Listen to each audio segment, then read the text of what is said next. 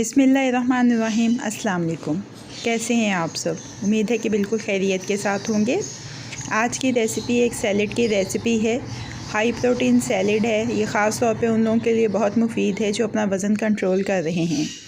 तो रेसिपी है चना मसाला सैलेड की। रेसिपी का आगाज़ करते हैं। उससे पहले अगर आपने अभी तक मेरे चैनल को सब्सक्राइब नहीं किया है तो चैनल को सब्सक्राइब कर लीजिए और बेल बटन को प्रेस कर लीजिए ताकि हर नई आने वाली वीडियो का अलर्ट सबसे पहले आपको मिल सके। दरमियानी आंच के ऊपर एक फ्राइंग पैन रखा है। 1 खाने का चम्मच इसमें तेल का शामिल किया है। अगर आप इसमें ऑलिव ऑयल डालें तो ज़्यादा बेहतर हो जाएगा। तेल थोड़ा सा गर्म होगा तो इसमें 1 प्याली उबले हुए सफ़ेद चने शामिल कर देंगे और अब 3-4 मिनट इनको अच्छी तरह से इस तेल में फ्राई करेंगे। अब इसमें देख लीजिए 1/4 चाय का चम्मच है मेरे पास कुटी हुई लाल मिर्च, हल्दी मेरे पास चुटकी भर है और नमक हस्बे ज़ायका डाल के 2-3 मिनट अच्छी तरह से पका लेंगे, फ्राई कर लेंगे। इसके बाद चूल्हे को बंद करेंगे और इनको ठंडा कर लेंगे। 1 बड़ा प्याला लिया है। सबसे पहले इसमें जो हमने चने शैलो फ्राई किए थे वो शामिल कर देंगे। इसके बाद मेरे पास सब्ज़ियां देख लीजिए। 1 टमाटर है जिसके बीज निकाल के बारीक काटा है।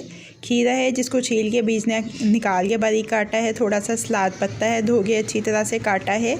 1 प्याज है दरमियाने साइज़ की, इसको भी बारीक काट लिया है और 1 सब्ज़ मिर्च है जिसको बारीक काटा है। ये सारी सब्ज़ियां चनों में शामिल कर देंगे।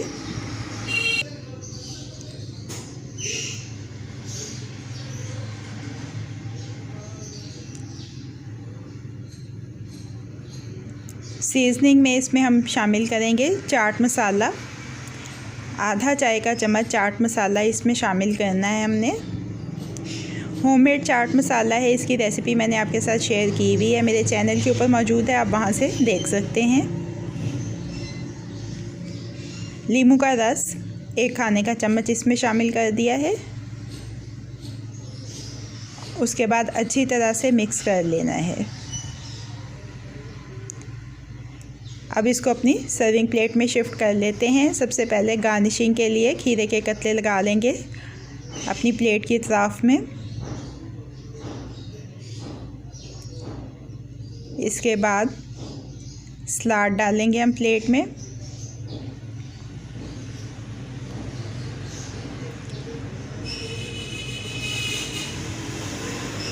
एक तरफ सलाद पत्ता लगा लेंगे गार्निशिंग के लिए और मज़ीद गार्निशिंग के लिए ऊपर से थोड़े से सफ़ेद तिल छिड़क देंगे।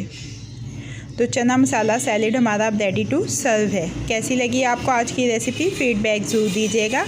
अगर आपको मेरी रेसिपी पसंद आई है तो इसको लाइक और शेयर भी कीजिएगा। मज़ीद झटपट बन जाने वाली मज़ेदार रेसिपीज़ जानने के लिए मेरे चैनल को देखते रहिए।